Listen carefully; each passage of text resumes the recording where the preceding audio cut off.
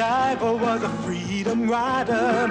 She didn't care if the whole world looked. Joan of Arc with the Lord to guide her. She was a sister who really cooked. Isadora was the first bra burner. Ain't you glad she showed up? Oh, yeah! And when the country was falling apart, Betsy Ross got it all sewed up. And then there's Maude. And then there's Maude. And then there's Maude. And then there's Maude. And then there's Maude. And then there's Maude. That uncompromising, enterprising, anything but tranquilizing. Right on, Maude.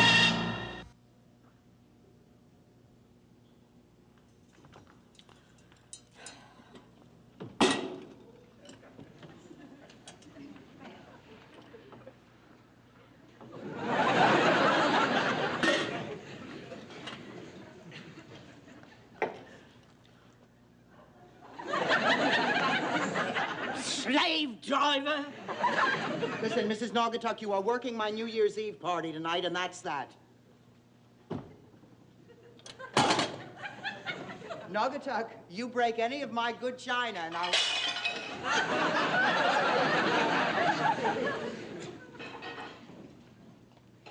It's a relief to know the good Lord is still English. Allah be praised. Allah? For broken china, I go Muslim.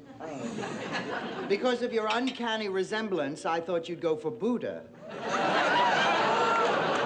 Anyway, finish taking this stuff inside and put it on the table. Yeah, what about my date with the bus driver? I'm all dressed up for it.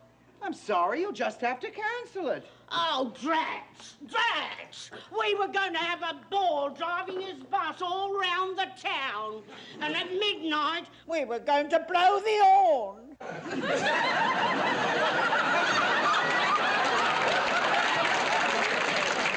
Mrs. Naugatuck, this is going to be a fabulous party. The most fantastic party ever.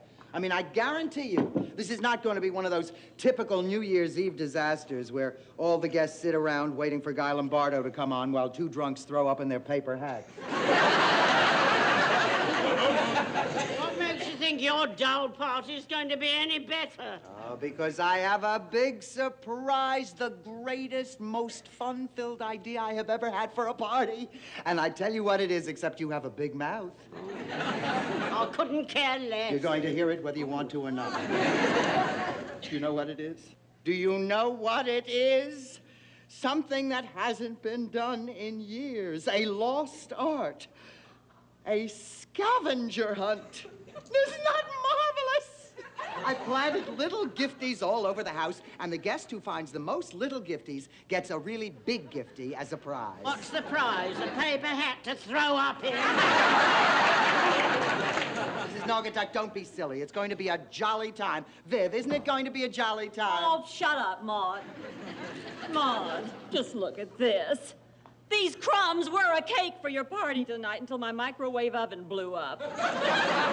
It's all your fault. My fault? Yes, if it weren't for your dumb party, I could have gotten another day's use out of my oven. I just hate New Year's Eve parties. Oh, Vivian, you are going to have the best time you have ever had at a party tonight. Because I have a brilliant idea, Vivian. A surprise. Just hope it's better than your party last year, when we all sat around waiting for Guy Lombardo and George Freebody threw up in his paper hat.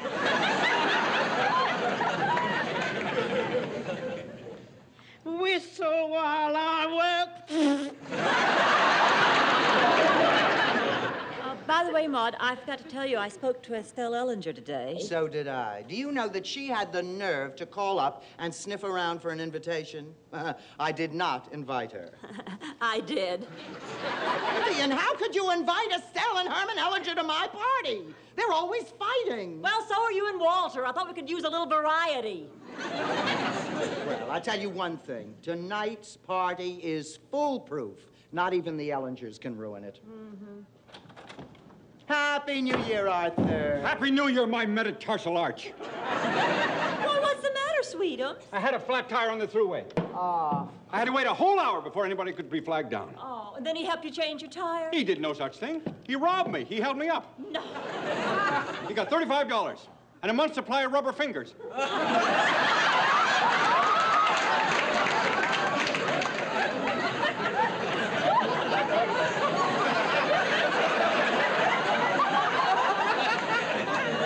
How I hate New Year's Eve parties.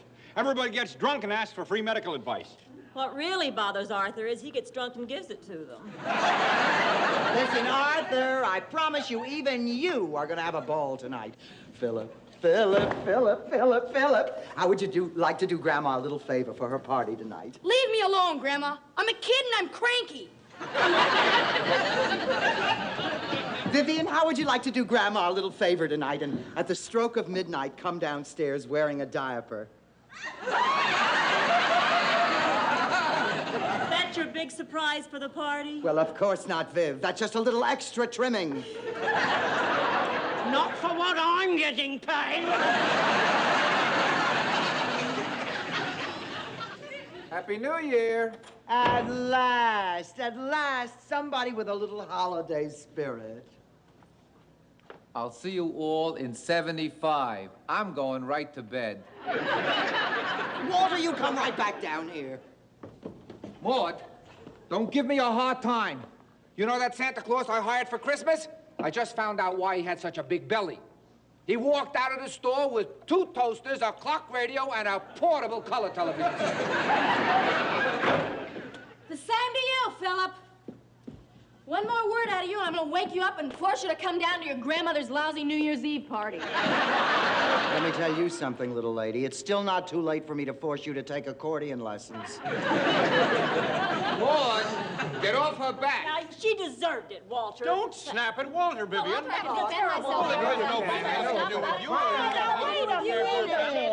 It's New Year's Eve. We're supposed to be celebrating, remember? Celebrating what? There's nothing to celebrate. Because of inflation, I'm going broke. 74 was the worst year of my life. I agree with Walter. It was a terrible year. Watergate, the energy crisis. And those disgusting movies, The Green Door and The Devil and Miss Jones. Disgusting is right. I'd never go to see those again.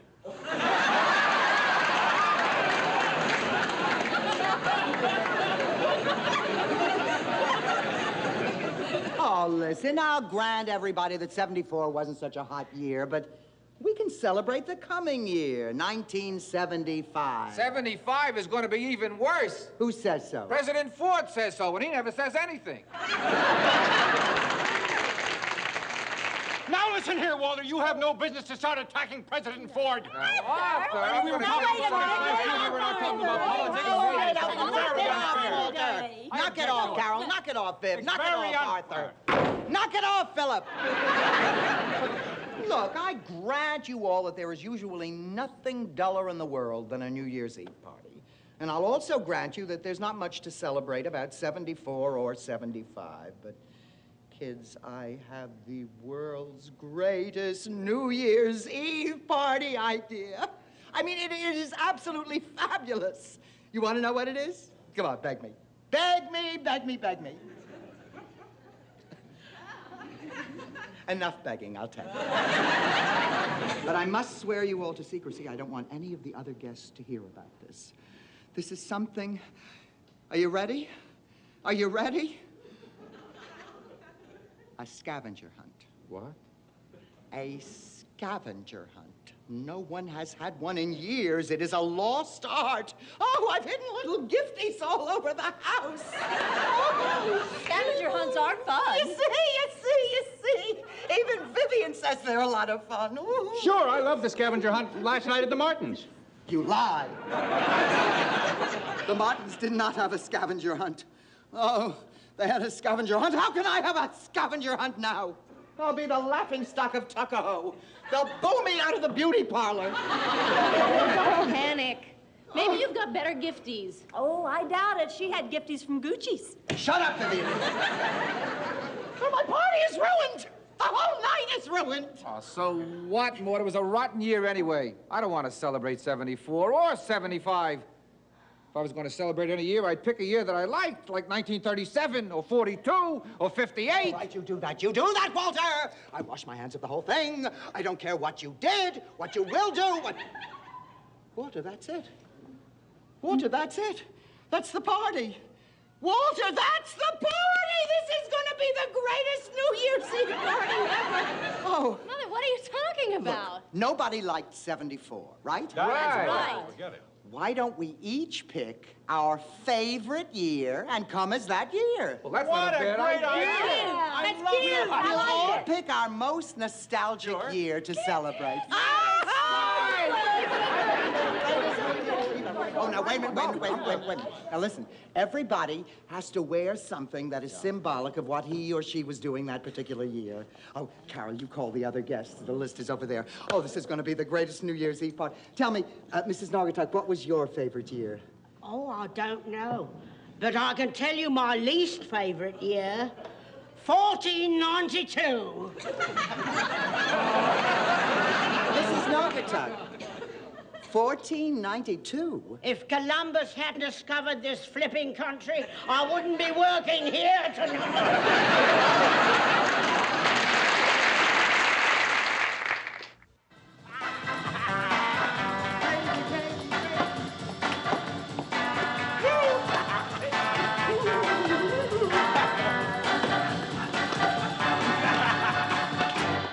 Terrific, Carol, terrific. Indecent, but it's terrific.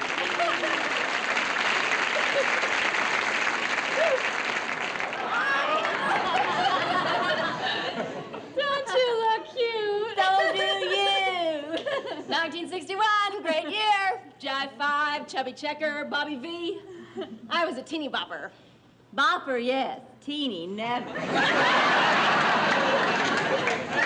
Hello, my name is Vivian, and I'm only 5 years old. Then you shouldn't be drinking.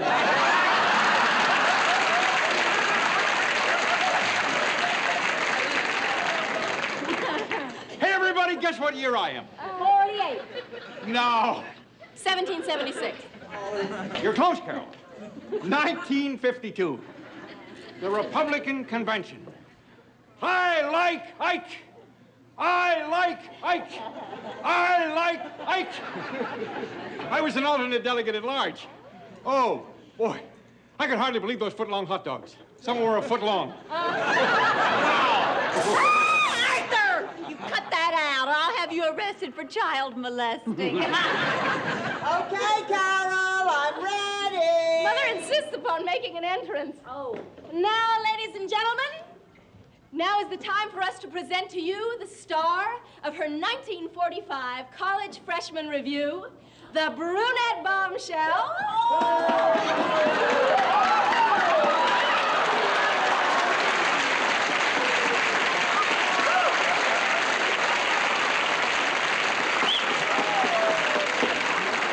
The long-stemmed American beauty, Gypsy Rose Findlay.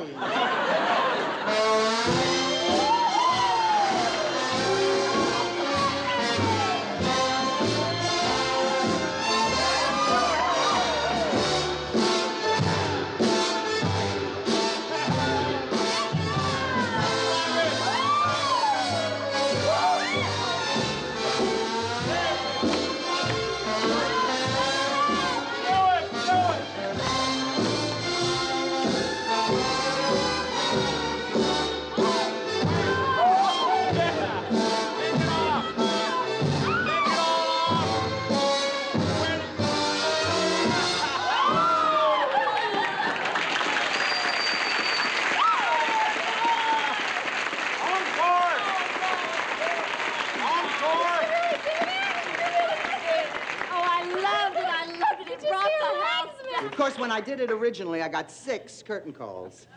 The entire Sigma Chi fraternity rose as one man and chased me across campus. I let 2 of them catch me. 1945, that was the year to end all years. Oh, no, you're wrong there, Marty. The great year was 1952.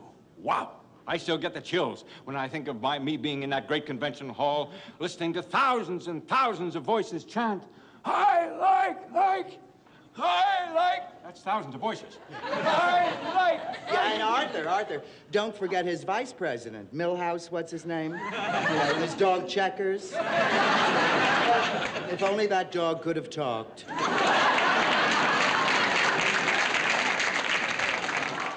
Good evening from World War II. I left my heart at the stage door canteen.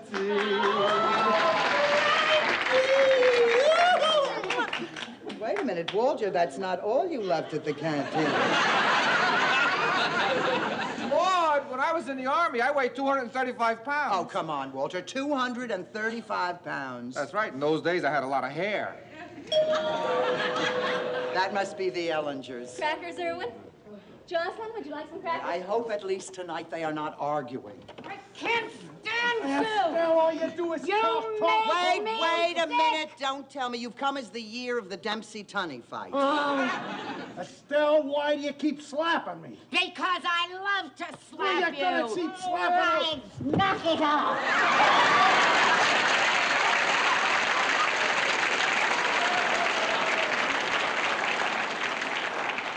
Who is this? Oh, that's Aunt Polly. I didn't have any place to leave her. She's 94 years old. 93. She lies about her age. But she loves parties. So do I. Especially ones without him. Oh. All right, then you just stay here. I'm going to the Harrisons' party. Not without me, Yeah. you don't you? Oh, now, wait a minute. Hey, guys, you forgot Aunt Polly. Oh, the hell with them.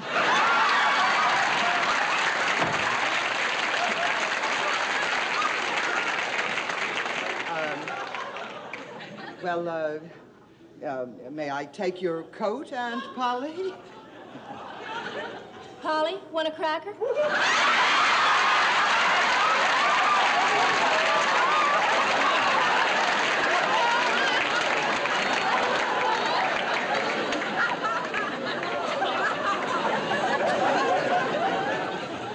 And now tell me, Aunt Polly, what would you like to do? Cut everybody out of my will. That's a lovely sentiment. Aunt Polly, would you care for some champagne? For one thing, Aunt Polly's a cheap drunk. Smile, Mrs. Naugatuck. It's New Year's Eve. For you. For me, it's Labor Day. Cheer up. I must say, you know how to cheer a person up, all right? Maud Finley. What did I tell you? Didn't I say it would be fun-filled? Look at all the guests. It's fun-filled, but you haven't said a single word to me since you came downstairs, and after all the trouble I went to with my costume. Oh, Viv, honey, I'm sorry. Now, let me look at you. Oh, my, don't you look precious? Oh, thank you, Maude. I'm celebrating the happiest year of my life when I was only 5 years old and my daddy loved me the most. He used to buy me dollies and great big lollipops, and he took me to the park, and he pushed me in the swings, and he would teeter-totter with me. Everybody. Isn't this sweet? Vivian is coming as the year her daddy loved her the most, when she was 6 years old. No, not 6. 5. 5 years old. Well, all right, Not Vivian, 6. what's the difference? 6. I hate 6. Vivian. When I was 6 years old, my father's love for me was destroyed by an outside force. Oh, Vivian, a divorce? No, my rotten baby brother was born. He and my daddy spent the rest of their lives shooting baskets. Why wasn't I a good dribbler? Oh, Carol, sweetheart, every now and again, hold a spoon in front of Aunt Polly's mouth. See if she's still breathing. Remember, dear, she's 92. 91. Oh, Vivian, honey, I'm sorry. Come on, dear heart. You're spoiling the party. Oh, Arthur, leave Vivian alone. Well, I don't understand why she picked that year if it makes her so miserable. For heaven's sake, she could have picked a good year like mine, 1952. Arthur, how can you say that 52 was a good year? We were in the middle of a recession. There was trouble in the Middle East. Maud's right, Arthur. 1952 was a rotten year. As good a year as your lousy year, Walter. Lousy year? I'll have you know that 1942 was a great year. Oh, sure. A great year, Walter. Great for Hitler, Mussolini, Hirohito, Hildegard. All I meant was that it was a swell year for me personally. I was a young guy in the Army without any responsibilities. There were plenty of girls. They must have been hard up to go out with the 235-pound PFC.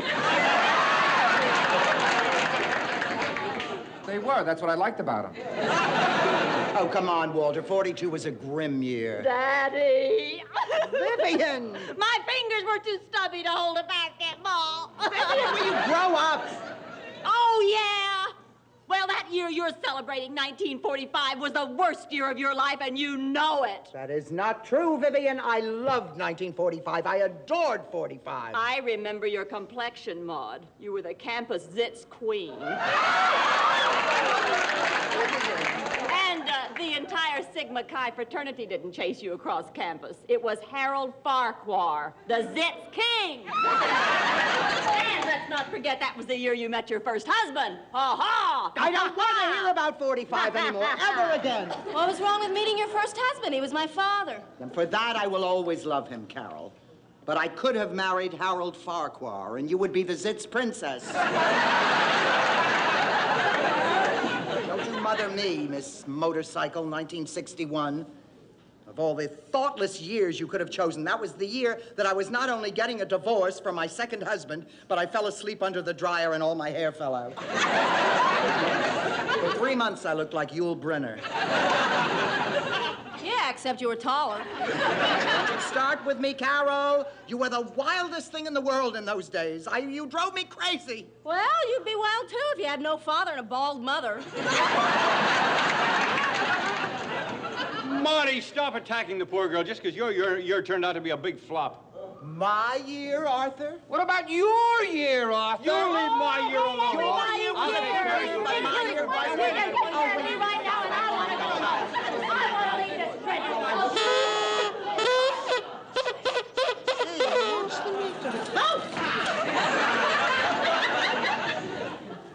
Forgive me for interrupting, but since nobody can decide on a favorite year, I'd like to propose a toast to my favorite minute. Oh, Aunt Polly, please don't trouble yourself. Oh, well, when you get to be my age, 89, you realize that last year isn't important. Next year isn't important. But what is important is what's happening now. Now? Now, baby.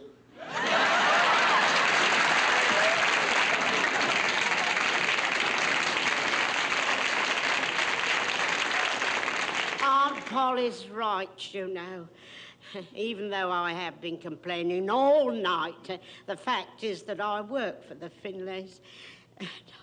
I've never been so happy in my life. Oh, Mrs. Naugatuck, what a lovely thing to say. And I'd like to smell your breath. So would I. God love you all. Oh, Mrs. Naugatuck, come back here, dear. Come back here. And please forgive us. Here we've been indulging our egos over a lot of silly years in the past. Years that really weren't half as nice as we remember them. Come on, everybody. Aunt Polly is absolutely right. The present is what counts. Here, here. It's New Year's. Oh, happy 1875. Aunt Polly, not 1875, 1975. What's the difference? It's now. I agree. Right on.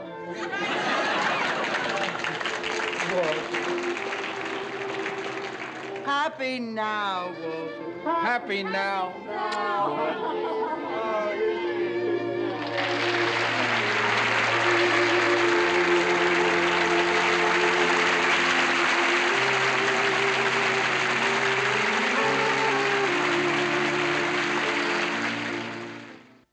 Good night. Good night.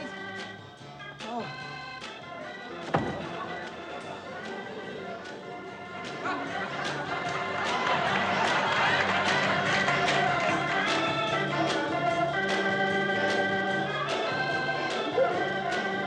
are we going to do, Maude? It's 4 o'clock in the morning, and Polly is still going strong. I think someone's been spiking her champagne with Geritol. Well, I'm exhausted. Why don't I just ask her to stay overnight? Great idea.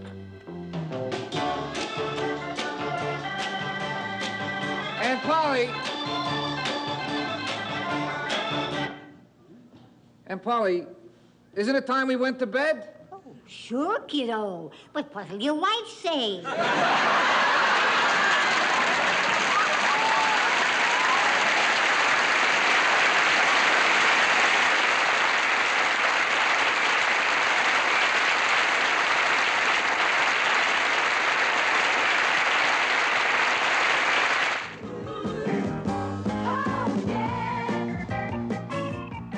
Maude was recorded on tape before a live audience.